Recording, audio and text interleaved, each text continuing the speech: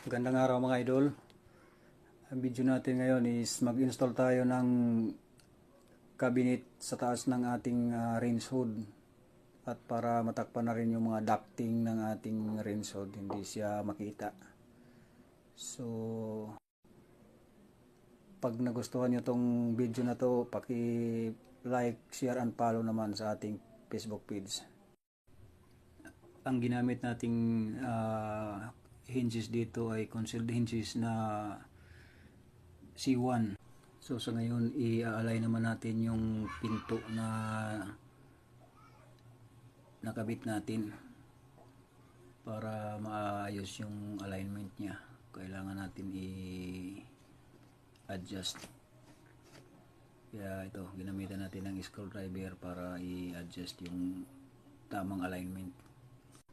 Maraming salamat mga lodi sa